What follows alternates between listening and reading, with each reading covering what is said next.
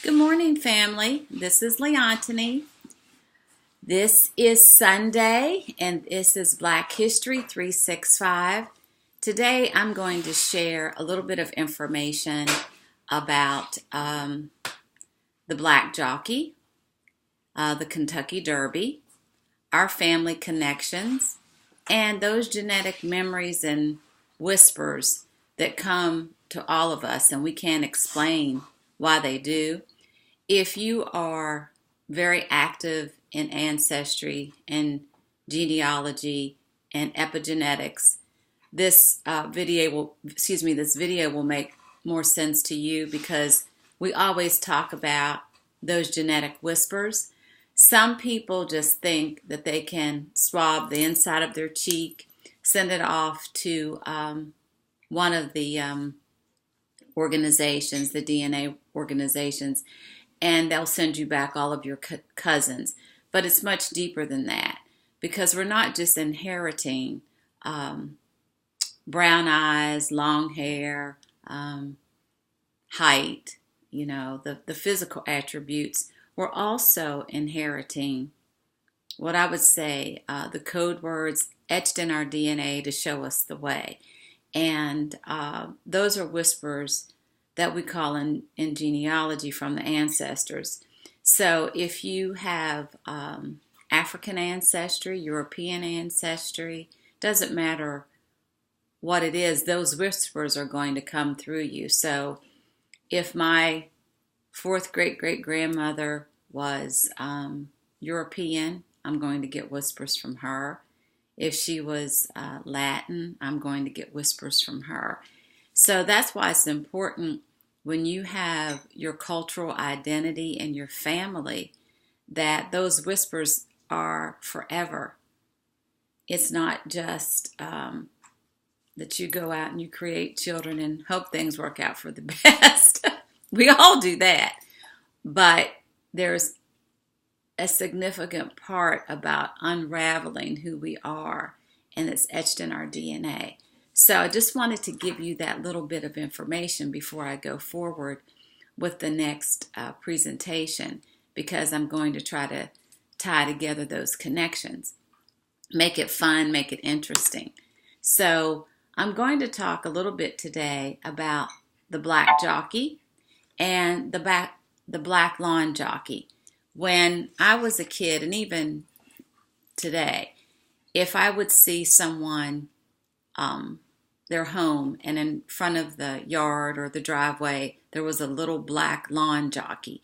When I was a kid, I used to be really upset about that. And so were my parents, and they would say, why do those people have that black lawn jockey? They're making fun of black people. So that's what I thought all of my life until I began to study much later on about the history of the Black Jockey.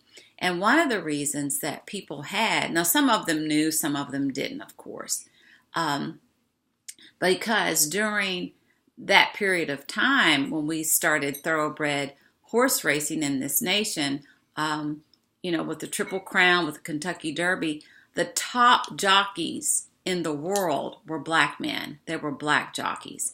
And of course, we know that historically in this country, when we start making money, the people that want the money, they don't want black people to have money, so they move them out of the way. But it would naturally make sense that the jockeys, the black jockeys, were at the top of the game, because during slavery, who took care of the horses? Who took care of the livestock? Who took care of the farms? Those were black men. And so they had a special gift of having kind of a very good relationship with the horses. They knew how to ride them. They knew how to train them. They knew how to breed them. And so here were a few, there are many more, but here were a few of the top black jockeys in the world. And I want to say their name: Isaac Murphy and Jimmy Winkfield, Alonzo Clayton, and James Perkins. And I want you to pay attention to the name Isaac Murphy, because a little later on in the video, I want to give you some information to share to connect the dots when we talk about those ancestry memories and epigenetics. I have always been attracted to thoroughbred horse racing. Don't know why. Never had a horse.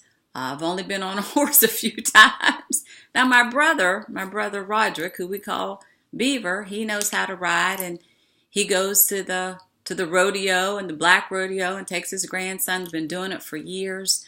We just love horses, and we think they're beautiful. And I have a Kentucky Derby party at my house. Most of the time it's just me and my husband and maybe one or two people. But I love the Derby. I love watching the races. I love the horses. And I'm wondering, where did that come from?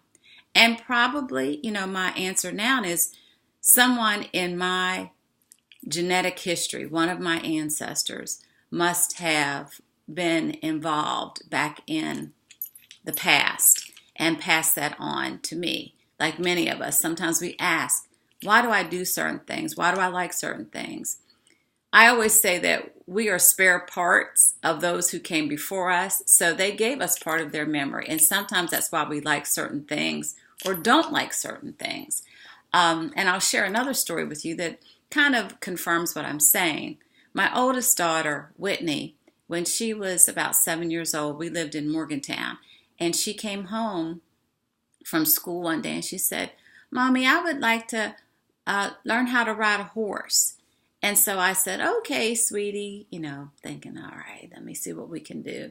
So I actually found a little farm where you could go and ride the horse. And she got on the horse and she said, "No, I would like to ride it like all the time."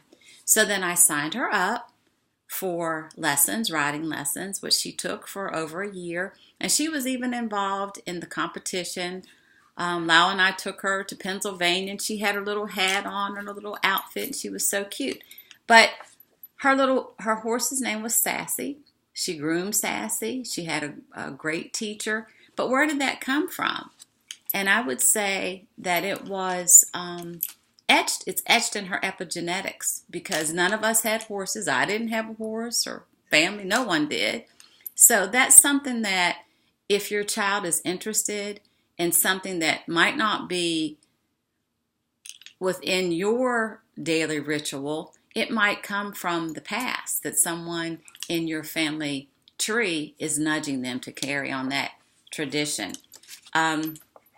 We also talk, and I mentioned the Black Rodeo and the Black Cowboy.